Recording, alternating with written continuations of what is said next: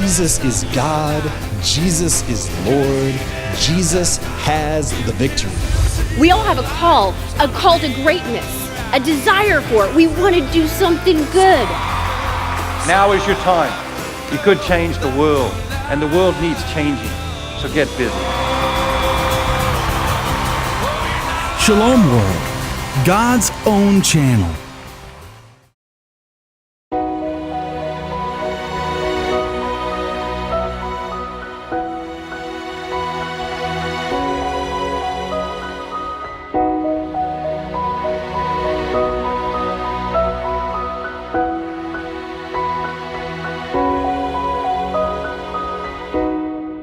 Glory to Jesus Christ. I'm Father Thomas Loya, and we're back in school again. So welcome back to school.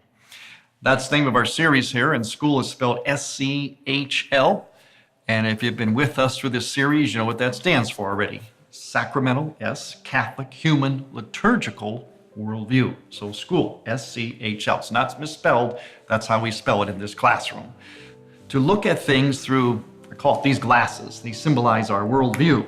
You thought they were broken, but no, they're called sacramental glasses. Sacramental liturgical glasses. We look at everything through this lens, especially those things that have to do with marriage, family, love, human sexuality, and all the hot button issues related to that. Certainly one of the hottest button issues we have today is the issue of same-sex attraction. Now notice I said same-sex attraction. I didn't say same-sex lifestyle. There is a distinction there, and that distinction is being blurred today. One of the operant factors in this whole discussion is always compassion. The church is oftentimes accused by people in the church, out of the church, of being not compassionate, being insensitive in this area because of the church's position on things. The church's position on things, a lot of people hammer us for, has to do with that distinction of lifestyle versus a person with same-sex attraction. There's a huge difference. We're all about truth, about honesty. That's our magic word in this whole series. Seeing things honestly. And certainly we have to make distinctions in this issue and see things honestly. In other words, truth. Truth is a function of seeing things honestly, and compassion is a function of truth. In other words, if we're not honest about something, remember the H zone we talked about? Entering the H zone, the honesty zone. If we're not honest about something, we can't really arrive at the truth. And that's especially the case in this issue of same-sex attraction. The world calls it homosexuality or homosexuals. You'll notice I'm going to avoid that term because it's not really honest. I'll get to that in a second. I also mentioned all along here that in order to learn something, really learning is about unlearning, debunking a lot of things. First thing we're going to debunk about this issue is that no one is born this way. Now I'll let you recover from that because I know you hear that a lot. No one is born homosexual. I've also said in this series that the church is always way out ahead of science. Science comes on later on. We think it's the reverse, that the church is behind, it's archaic. Actually, it's the reverse. The church has known things for time immemorial. Science comes along later on and will always show that the church was right. The church was way ahead. The church was wise. And certainly that is the case here. I'm going to refer you to a marvelous little journal. It's called The New Atlantis, a journal of technology and society. It came out in the fall of 2016. Now, the reason why this is a marvelous journal is because it helps us with truth. It's not a report, it's a collection of reports. See, that's the key. It's a collection of reports, of studies about this issue. And here is one of the conclusions that will help us debunk this first issue. It says some of the most widely held views about sexual orientation, such as the born that way hypothesis, simply are not supported by science. Remember, this is a very scientific journal. It collected together all kinds of studies from all over, studied those studies, and has concluded this. It says the literature in this area does describe a small ensemble of biological differences between non-heterosexuals and heterosexuals, but these biological differences are not sufficient to predict sexual orientation, the ultimate test of any scientific finding. The strongest statement that science offers to explain sexual orientation is that some biological factors appear to an unknown extent to predispose some individuals to a non-heterosexual orientation. There's a key word in there, predispose. Once again, distinction is going to be important. We'll come back to our journal in a minute. Predisposition is not predetermination. I'll say that again. Predisposition, to be predisposed to something, does not mean you're predetermined. This is what we mean by when we say that no one is born this way. No one is born so-called homosexual. The second thing we want to debunk, and hang on your seats for this one. Ready? There's no such thing as a homosexual. You heard it. Just calm down. Stay with me. There's no such thing as a homosexual. You know, whenever people attack the church, me as a priest, and they say, oh, you know, why is the church against homosexuals? I always respond with a question. I ask them, oh my, are you always so insensitive like that? What do you mean? Do you always label people like that? Isn't that very insensitive to put a stamp, a label on a person? You notice how I responded? I responded to a question with a question.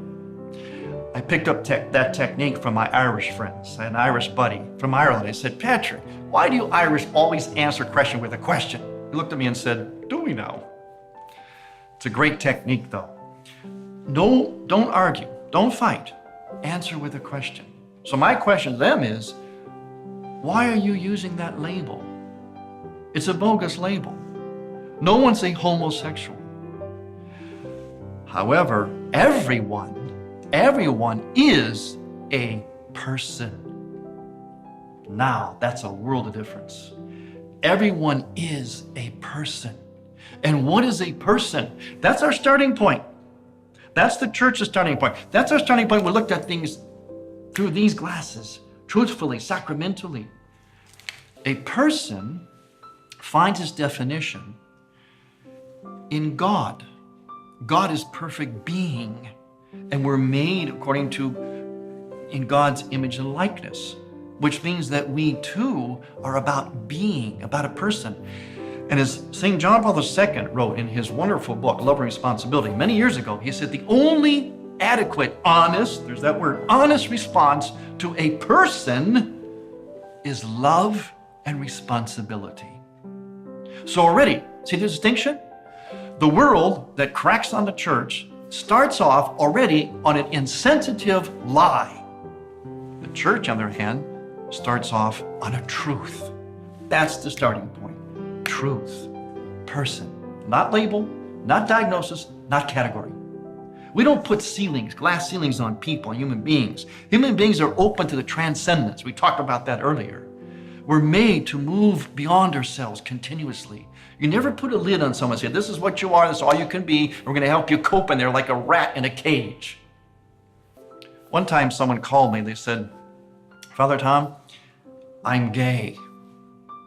I'm homosexual. But I want to be faithful, a faithful Catholic. Can you help me? I said to them, I'll help you, but I want you to agree to something. I want you to give yourself the chance, the possibility, to at least entertain the possibility that you are not gay, you are not a homosexual. If you can agree to that, that's our starting point, I'll work with you. He responded back to me later on, he said, you know, Father, when you said that to me, that was the most liberating thing anyone ever said to me. I never knew, never thought there was another option. Another way to look at this, what I've experienced all my life. So there is an option. It's called the truth. We don't use the word homosexuality. First of all, it's self-debunking.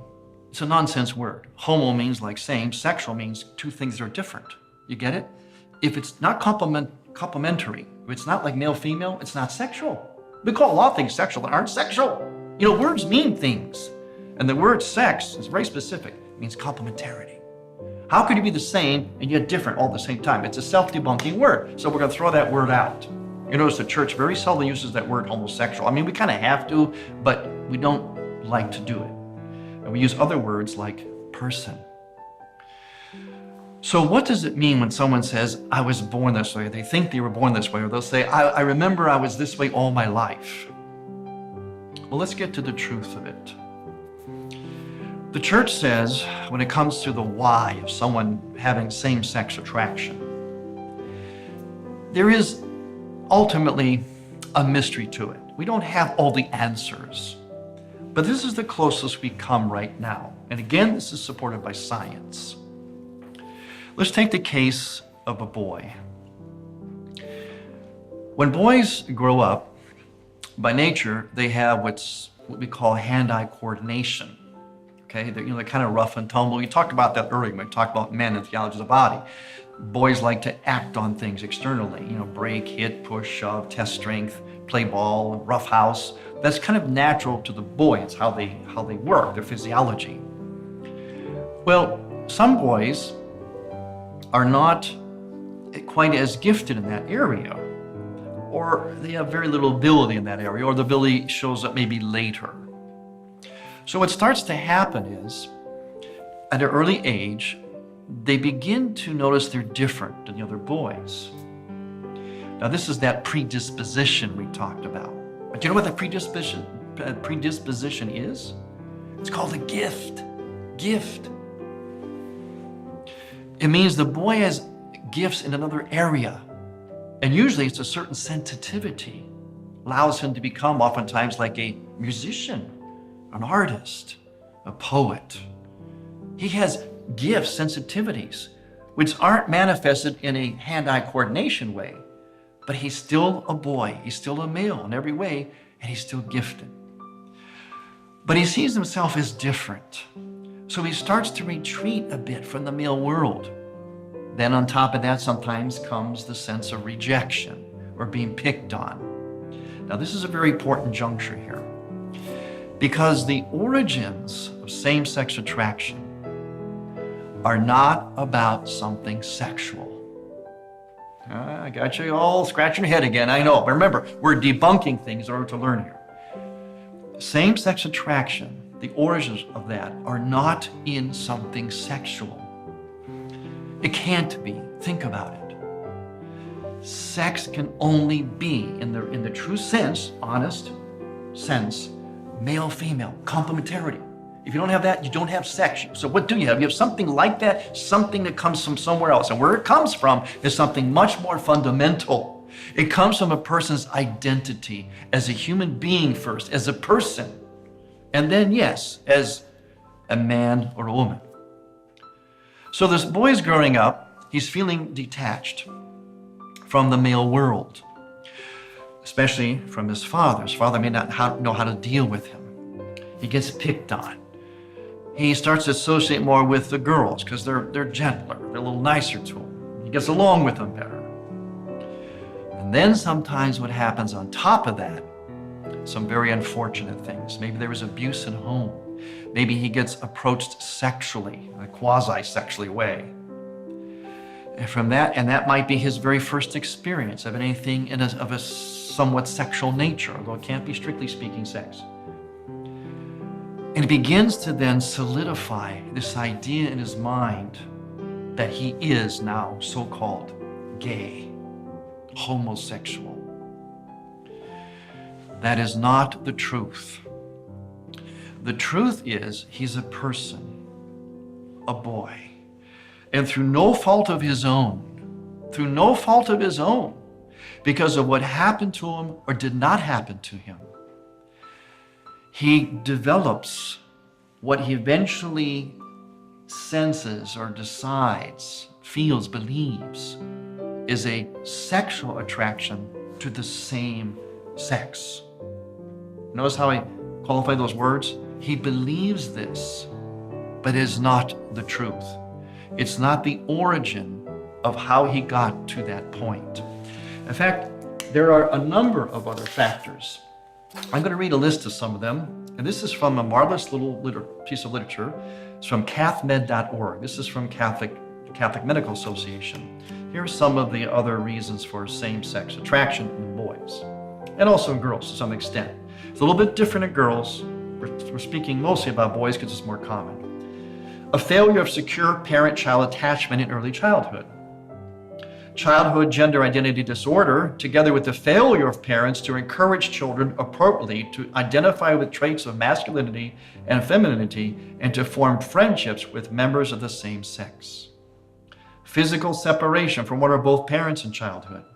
In males, this is very important, a poor father-son relationship due to a father perceived as distant, critical, selfish, angry, or who was an alcoholic, or a mother perceived as controlling, overly dependent, angry, and demanding. That's just a partial list. There's all kinds of other factors here, but they'll all have to do with one thing ultimately. What message did this poor child get at certain critical moments in his growing up? That's what it's about. Was he affirmed in who he is as a boy and the particular talents that he did have, even though it wasn't like all the other boys? Was he accepted? Did he receive that all-important message that we talked about a few episodes ago, that males need? The one that Jesus Christ himself got from his Father in heaven at his baptism. This is my beloved Son in whom I am well pleased. Was he wounded by his father? It all depends on what a person was given or not given at certain critical moments in their developmental life. This is the best that we know in terms of explaining how does a person, especially in this case a male, end up with what we call same-sex attraction. You know what it is they're really looking for? A little theology about it here. Males, remember we talked about males being external? They need things from outside of themselves. They need an affirmation. They can only get a critical affirmation they can only get from other males. When they don't get that, or they get the opposite, they retreat from the males, but they're still men. And they desire and need that affirmation. So what happens when you retreat from something that you need? Deep down inside, you need it. You retreat from it, but then you see it. What's going to happen? You're going to desire it. You're retreating from it, yet desiring it all at the same time. And you're going to desire it in almost in an inordinate way. And this gets translated in a person's mind as sexual attraction. It's a desire for a healthy, normal male bonding. See, males receive energy from each other. That's how they grow into manhood. That's why men like to bond. You know, the male bonding, a lot of people make fun of that, but it's very essential, very critical. Then when they're bonded, they're energized and they can go out and conquer the world and be a real man for a woman. But if they don't get that, they're crippled. But they still desire it.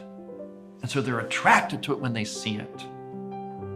I know of men who are happily married and say they struggle with same-sex attraction. And when I talk with them and I work with them, as I do, they become aware. I'm not really homosexual. I just had a void in my male life, my male development, for the companionship of other males. That's why I'm attracted to other men. I still love my wife. We're happily married. But I have this yearning, this attraction, this hole in me. And I go in search to fill that hole. To understand this is to understand the truth of someone with same-sex attraction. Understanding the truth makes us more compassionate, truly compassionate. It is not compassionate to label somebody, dismiss them. Oh yeah, that's Joe. He's gay. Gotta understand. You know what that says?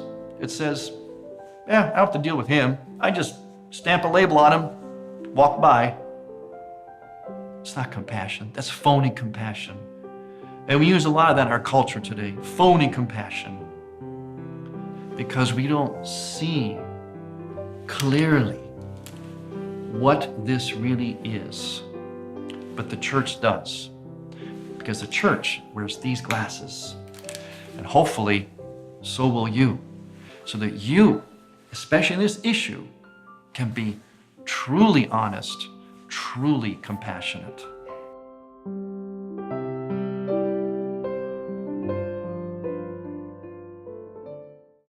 I'm Bishop Daniel Flores from the Diocese of Brownsville. It's my pleasure to greet all of our viewers, Shalom World TV.